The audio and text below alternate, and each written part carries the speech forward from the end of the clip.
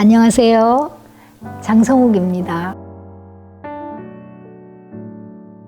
오늘 제가 여러분들하고 자녀 양육에 관한 이야기 중에서도 가장 기초적인 이야기를 좀 나누고 싶은데요. 혹시 감 잡으셨는지요? 네, 부부 관계에 대한 이야기입니다. 부부 관계가 아이들하고 무슨 그렇게 큰 영향력이 있나요? 우리는 부부가 관계 안 좋아도 내가 아버지로서, 내가 어머니로서 아이에게 충실하게 잘해주면 되지, 이렇게 생각하시는 분들이 생각보다 많아요. 저희 상담실에서도 그런 어머님 만난 적도 있고요. 그런데 그때 제가 드리는 말씀은 매우 단호합니다. 아니에요. 아이가 행복하게, 건강하게 자랄 수 없습니다. 이렇게 표현하거든요. 왜 그럴까요? 엄마 아빠의 기능은 잘 살아있는데 엄마 아빠 사이에 부부간의 역할이, 관계가 좋지 않다고 해서 자녀들이 잘 못 큰다는 게 왜 그럴까요? 여러분, 자녀는 기본적으로 우리가 땅에 이렇게 발을 딛고 서 있잖아요. 그 땅이 부모예요. 그 땅이 만약에 지진이 일어나려고 막 출렁댄다거나 갈라진다거나 그러려고 한다면 여러분들 마음 어떻겠어요? 거기 서 있을 때 불안하고 무섭고 또 두렵고, 그렇죠? 똑같아요. 여러분들의 관계가 좋지 않으면 아이는 그 관계 위에 서 있기 때문에 아이가 당연히 불안정하고 힘들고 두렵고 겁나고 세상이 믿을만 하지 못하고 이렇게 되는 거죠. 그래서 부부 관계가 아이에게 미치는 영향은 너무 많은데요. 특히 부부 싸움을 많이 하는 부부들 참 힘듭니다. 또 양육관이 다른 부부들 또 힘들어요. 또 기질이 달라서도 힘들 수도 있고요. 우리가 차이로 인한 힘듦이 너무 많죠. 그런데 그런 것들을 우리가 극복할 수 있는 건 서로를 존중하는 것에서부터 극복할 수 있거든요. 차이를 인정해 주는 것. 그래서 당신의 육아관이 이렇군, 내 육아관은 이런데, 근데 우리가 이것을 조금 더 전문가의 어떤 의견을 가지고 둘이를 좀 합쳐볼까? A도 아니고 B도 아닌 전문가의 의견과 우리를 합쳐서 C로 한번 만들어 볼까? 이런 의지가 필요합니다. 누구나 다 사랑해서 결혼을 하지요. 그러나 그 사랑이 중간에 식었다고 해서 또 부부관계가 끝나는 것도 아니고, 그렇죠? 그래서 여러분들 마음속에는 항상 내가 부모이기 이전에 부부이다라는 것을 잊지 마셔야 돼요. 자, 오늘 여러분들이 부부관계에서 받는 스트레스가 아이들에게 어떤 영향을 미치고 또 그것을 어떤 식으로 해결해야 될지, 이런 기본적인 것들 좀 얘기 나눌게요. 첫 번째, 여러분들 중에 독박 육아, 독박 가사 이런 얘기들 안 들어본 분 안 계실 거예요. 네, 얼마나 힘들었으면 독박이라는 단어가 등장을 했겠어요. 자, 그럼 이 독박 육아, 독박 가사는 어떻게 해결해야 될까요? 네, 너무 자명한 일이에요. 방법은 하나예요. 이 방송을 보시는 아버지들 잘 들어주시기 바랍니다. 가사와 육아는 부모가 공동으로 같이 하는 거예요. 공동 육아, 공동 가사가 돼야 돼요.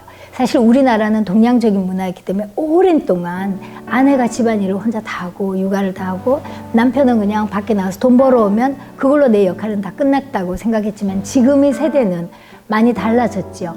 그런데도 불구하고 상담실에 오는 젊은 어머님들 보면 독박 육아, 독박 가사 때문에 너무 스트레스 받다, 너무 힘들다 이렇게 얘기하거든요. 외국에서도요, 특히 이제 부부 치료를 하시는 전문가들이, 이론을 만드시는 분들이 공통적으로 하는 얘기는 가사를 분담하라는 거예요. 그럼 가사를 어떻게 분담하냐? 한번 해보면 알아요. 저희 상담실에서 이제 부부가 너무 다툼이 심해서 이제 상담실에 왔는데 남편은 집안일에 손도 안 대요. 피곤하다 그러고 소파에 누워서 텔레비전, 버튼맨이에요. 텔레비전만 이렇게 저렇게 돌리고, 엄마는 애 씻기고 달래고 밥 차리고 또 빨래 널고. 그래서 이 아내가 너무 힘들어져서 우울증이 좀 오기 시작했어요. 그래서 남편이랑 왔는데 제가 남편에게 꼭 해결하고 싶냐고 그랬더니 남편이 해결하고 싶대요. 그러면 제가 과제를 내어줄 테니까 일주일 동안 꼭 지켜라. 그 과제가 남편과 아내가 거꾸로 살아보는 거예요. 남편은 집에서 아내가 하는 일을 24시간 그대로 하는 거예요. 일주일 동안.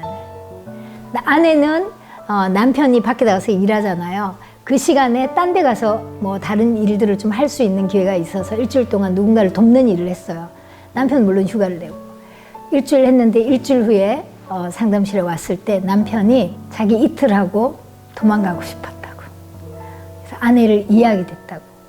여러분들, 그게 바로 아내가 얼마나 힘들게 집에서 육아와 가사에 지치고 있는지를 반증해 보이는 거잖아요.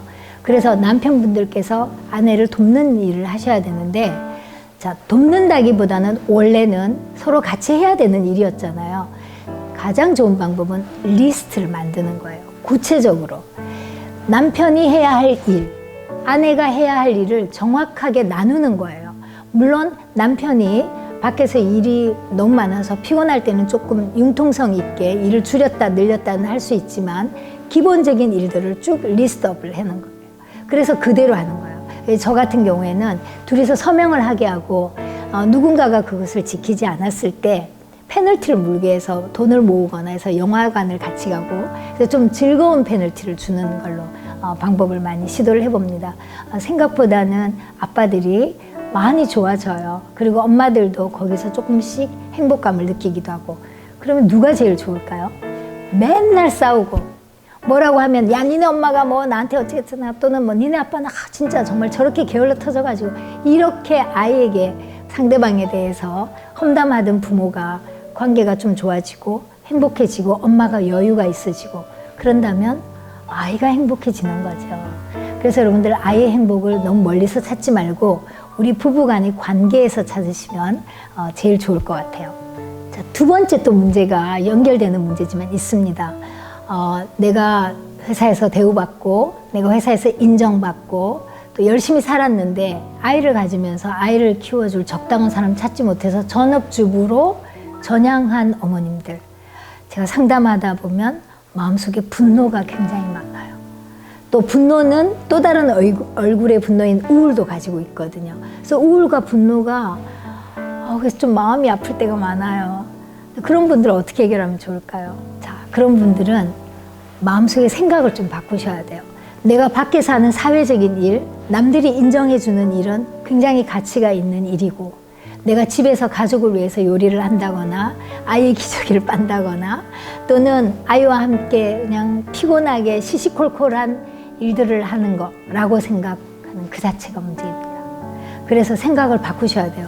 자녀를 양육하는 것, 여러분들 어쩌면 이 세상에서 가장 숭고하고 가장 귀하고 그리고 두 번 다시 올 수 없는 일입니다.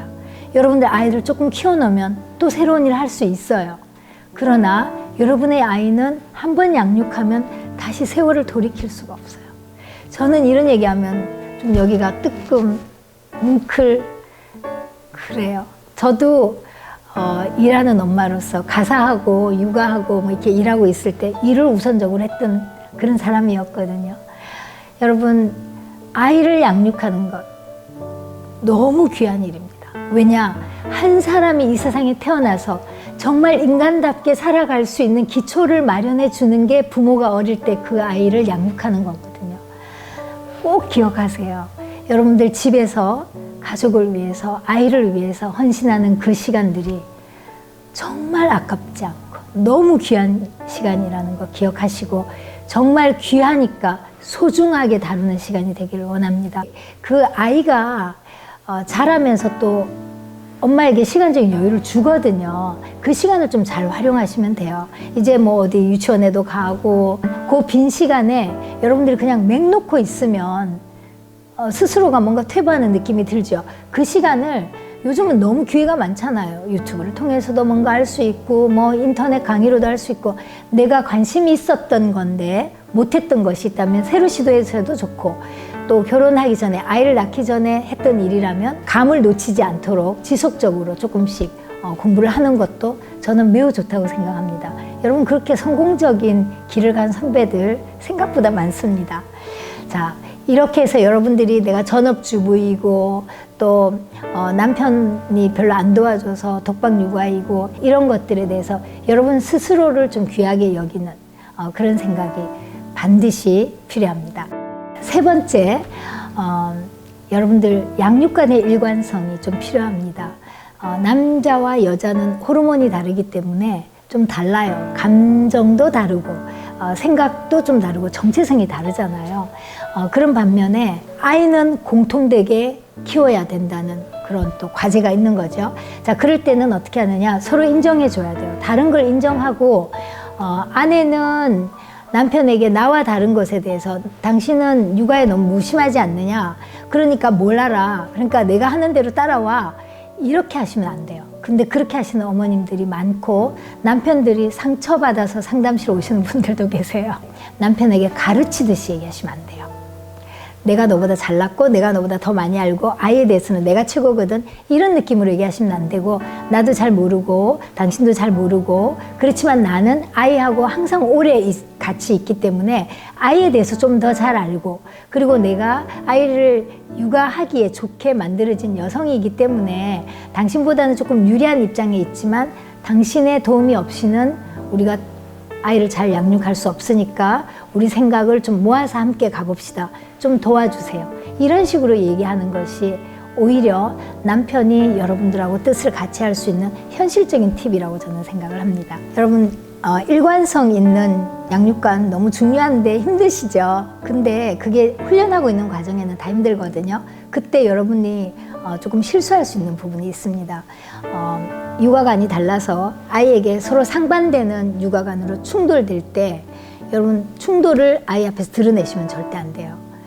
한 사람이 좀 내 마음에 안 들게 언사를 해도 그 자리에서 아이가 보는 앞에서 한 사람의 배우자가 나무라면 안 된다는 얘기예요.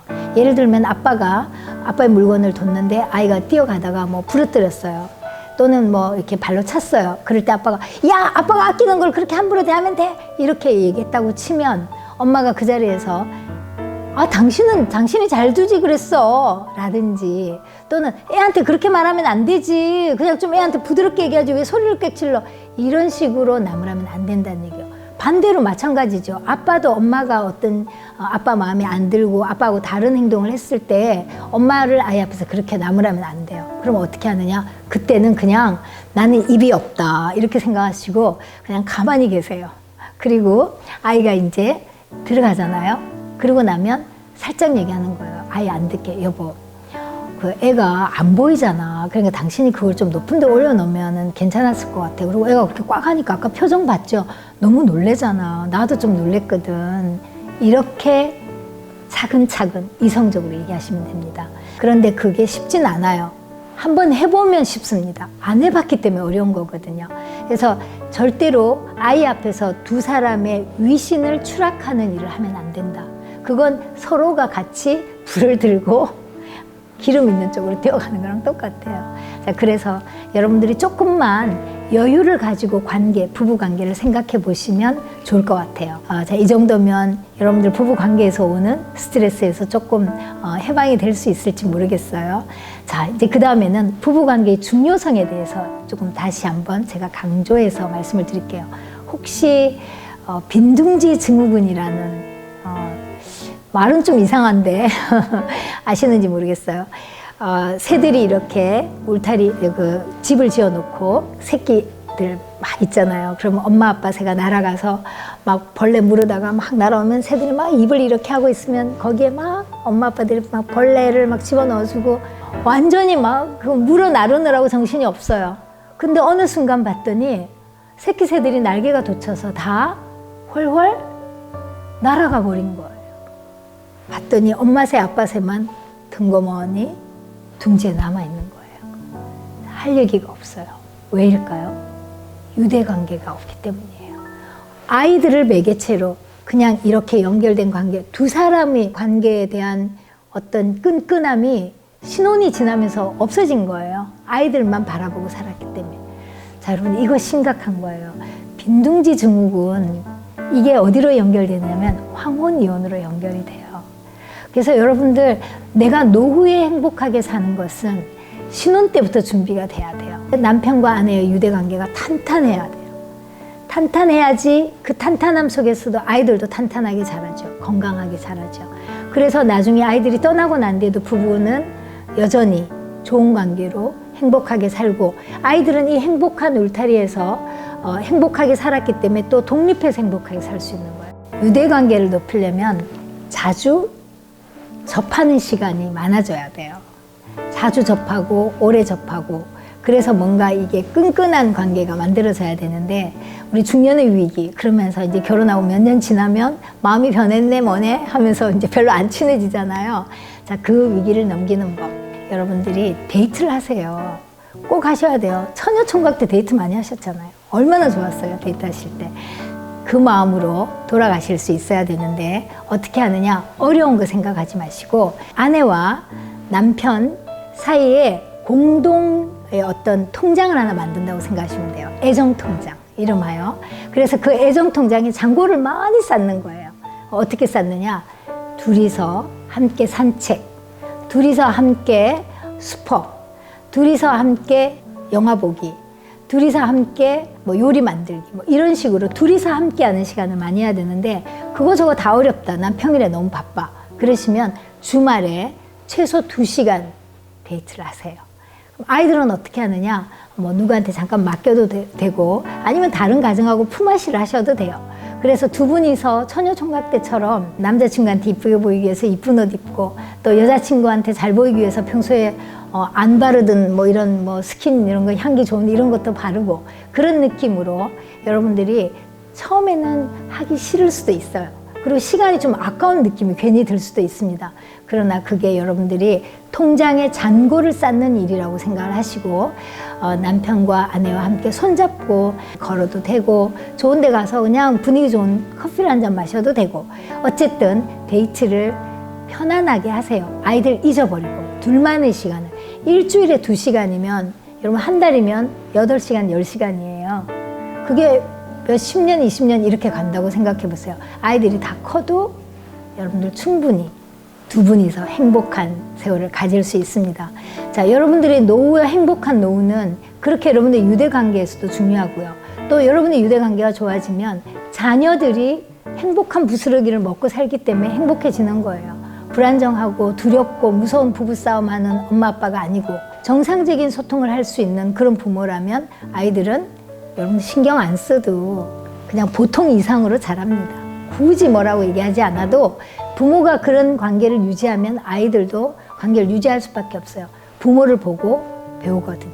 부부가 관계가 좋고 소통이 잘 되는 그런 가정의 아이들은 초기 사회화 과정도 잘 됩니다. 우리가 사회화 과정이라는 건 사회에서 사람들하고 소통하고 같이 감정을 공유하면서 또 자기의 생각, 이런 것들로 어울려서 함께 살 수 있는 기능들이잖아요. 기술들. 그런 것들이 아이가 부모에게서 저절로 배우게 되는 거죠. 그래서 그걸 초기 사회화 과정이라고. 그게 잘 되면 유치원, 초등학교, 뭐 중고등학교, 대학교, 사회에 나가서도 사회화 과정이 매우 잘 된 그런 사람으로 살아갈 수 있습니다. 또 이렇게 부부간의 관계가 되게 중요하다 이렇게 얘기하면 또 섭섭한 분 한 분 계시죠. 한부모 가정은 또 나름대로 힘든 게 있죠.